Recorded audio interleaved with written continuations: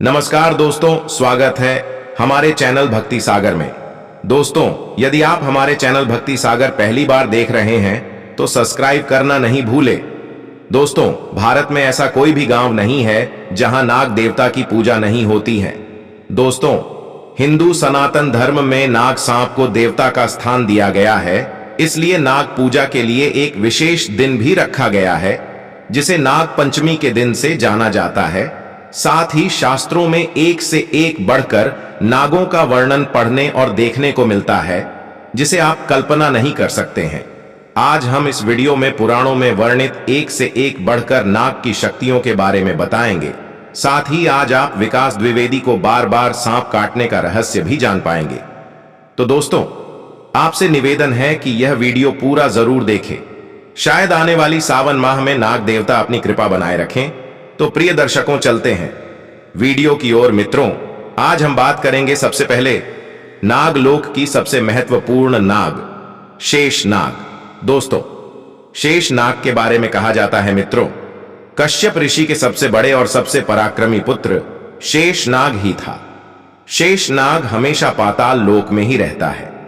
कहा जाता है कि शेष नाग के फन पर ही पृथ्वी लोक टिकी हुई है और उस पृथ्वी पर रहकर मृत्यु लोक के प्राणी अनेकों घृणित कार्य करते हैं, जिससे अब पृथ्वी की भार को सहन करना शेष नाग के लिए मुश्किल हो गया है। दोस्तों, एक पौराणिक कथाओं के अनुसार महर्षि कश्यप के दूसरी पत्नी भी थी जिसका नाम विनता थी। एक बार विनता और क्रदरु शाम के समय अपने महल से बाहर घूमने के लिए निकली। तब क्रदरु की नजर एक घोड़ा पर पड़ी और विनता से कहने लगी, देखो, यह कैसा घोड़ा है जो पूरा सफेद है, लेकिन इसके पूंछ बहुत काले हैं। तब विनता ने क्रदरु से कही, नहीं, यह पूरा घोड़ा ही सफेद है, इसका कोई भी पूंछ काली नहीं। दोनों ने अपने अपने बातों के लिए जिद करने लगी। फिर दोनों में शर्त लग गई कि हम दोनों में से जो लोग शर्त हार जाएंगे उसको दासी बनकर रहना पड़ेगा। फिर दोनों अपने अपने घर चली गई। क्रदरु ने जब रात में सोने चली गई तब बिस्तर पर उसको यही चिंता सता रही थी कि वह शर्त कहीं हार न जाए और विनता की दासी न बन जाए। यही सोचकर क्रदरु अपने सभी पुत्रों को बुलाकर कहने लगी, तुम सभी लोग उस उजले घोड़े पर जाकर लटक जाओ, जिससे विनता को मालूम हो सके कि घोड़े की उजले होने के साथ साथ उसकी पूंछ काली है। यह बात शेष नाग ने सुन लिया और सुनकर उन बातों से आहत हो गया। तब शेष नाग ने एक भयंकर जंगल में तपस्या के लिए चले गए। मित्रों, शेष नाग को तपस्या करते हुए 10 वर्ष बीत गया। तब तपस्या से खुश होकर ब्रह्मा जी प्रकट हुए और शेषनाग से बोले, हे नागराज, मैं तुम्हारे तपस्या से प्रसन्न हूं, इसलिए आज मैं तुम्हें एक कार्यभार सौंपना चाहता हूं। मैं भली भांति जानता हूं कि तुम्हारे अलावा यह कार्य कोई नहीं कर सकता है। हे शेषनाग, इस सृष्टि की सबसे कठिन काम आपको सौंपने जा रहा हूं। आज से आपको अपने फनों पर पृथ्वी की भार को उठाना पड़ेगा, जिससे पृथ्वी कभी भी हिलेगी नहीं और पृथ्वी की स्थिरता बनी रहेगी। यह सुनकर शेषनाग सोच में पड़ गया और थोड़ी देर के बाद बोला, जैसी आपकी इच्छा प्रभु, मैं आपके इच्छा के अनुकूल ही काम करूंगा। तब ब्रह्मा जी ने बोला, हे नागराज, आपको पृथ्वी खुद जाने के लिए रास्ता दे देगी। आप पृथ्वी को चिढ़ते हुए पाताल लोक चले जाएं। तब नागराज ने पृथ्वी को चिढ़ते हुए पाताल लोक चले गए और अपने फनों पर पृथ्वी का भार ग्रहण कर लिया, जिससे पृथ्वी की स्थिरता बनी रहती है। प्रिय दर्शकों, आपको बता दूं कि आप अक्सर विष्णु भगवान को शेष नाग की सैया पर लेटे हुए देखते होंगे। जो शेष नाग भगवान विष्णु के लिए ऊर्जा का प्रतीक माना गया है, साथ ही इसे भगवान विष्णु का सेवक कहा गया है। शेष नाग जल्दी ही क्रोधित हो जाते हैं, इसलिए त्रेता युग में लक्ष्मण के अवतार में शेष नाग बात बात पर क्रोधित हो जाते थे। दोस्तों, शेष नाग की एक छोटा भाई भी था जिसका नाम वासुकी था। मित्रों, जब देवता और दानवों में कई दिनों के बाद युद्ध चलने के पश्चात समुद्र मंथन का कार्य रखा गया, तब वासुकी को अधिक लंबा होने के कारण पर्वत में लपेटकर वासुकी का उपयोग किया गया। दोस्तों, यदि आप भगवान भोलेनाथ को पूजते हैं, उनकी हमेशा सेवा करते हैं और फिर भी शेष नाग को मारते हैं, तो स्वाभाविक सी बात है कि शेष नाग क्रोधित होंगे ही। इसीलिए आपसे अनुरोध है कि शेष नाग को भूल से भी कभी भी किसी तरह घायल नहीं करना चाहिए, जिससे नागराज क्रोधित हो जाए और उसका घातक परिणाम आपको भोगना पड़े।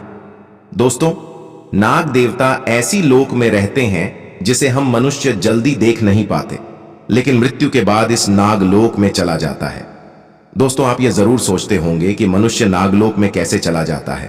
तो आइए जानते हैं दोस्तों कि मनुष्य किस तरह नागलोक में चला जाता है। प्रिय दर्शकों, आपको बता दूं कि मनुष्य की आत्मा को मृत्यु के बाद कई योनि मिलती है, या मनुष्य की आत्मा स्वर्ग में चली जाती है, नरक में चली जाती है। लेकिन जब मनुष्य की आत्मा न तो स्वर्ग में जाती है न ही नरक में जाता है, तो मृतक की आत्मा इधर उधर घूमते रहता है। तब मृतक की परिजन उनका पिंडदान करते हैं, तर्पण करते हैं। फिर उन्हें मुक्ति नहीं मिलती तो नागलोक में चली जाती है, और तब नागलोक में जाकर पूजे जाते हैं। प्रिय दर्शकों, अब हम यह भी जान पाएंगे कि नाग देवता को प्रसन्न कैसे करें। दोस्तों, नाग देवता सात्विक और दिव्यता प्राप्त देव हैं। यदि आप जिस जगह पर रहते हैं वह घर नाग देवता की है, या आपके घरों में नाग देवता की पूजा होती है, फिर भी आप अपने घरों में मांस, मछली, अंडे अपने घरों में लाते हैं, तो इससे नाग देवता बहुत ही क्रोधित हो जाते हैं। सबसे महत्वपूर्ण बात यह है कि आपके घरों में नाग देवता की पूजा होती है, फिर भी उनके जाति के लोगों चोट पहुंचाते हैं, तो नाग देवता क्रोधित होंगे ही। या फिर आपके पूर्वजों द्वारा नाग देवता की पूजा की जाती थी और आने वाले समय में आप नाग देवता की पूजा नहीं करते हैं, फिर भी नाग देवता क्रोधित होंगे। इसलिए नाग देवता की पूजा निरंतर किया जाना चाहिए, ताकि नाग देवता हमेशा के लिए खुश रहे और कभी भी क्रोधित नहीं हो। साथ ही किसी तरह की गलती होती है तो नाग देवता से क्षमा याचना कर लेना चाहिए। दोस्तों, पुराणों के अनुसार जिस मनुष्य की पूर्वज नाग की पूजा करता हो और उस पूर्वज की मृत्यु के बाद आने वाली नई पीढ़ी नाग देवता की पूजा नहीं करता है, तो इससे भी नाग देवता बहुत क्रोधित हो जाते हैं और नई पीढ़ी को बहुत ही परेशान करते हैं। तो दोस्तों, आपको बता दूं, यह मेरा मत है कि शायद विकास द्विवेदी की पूर्वज नाग देवता की पूजा करता हो, लेकिन विकास द्विवेदी की माता पिता इन बातों पर ध्यान नहीं देते होंगे, जिससे यह घातक परिणाम अपने बेटे विकास को झेलना पड़ रहा है।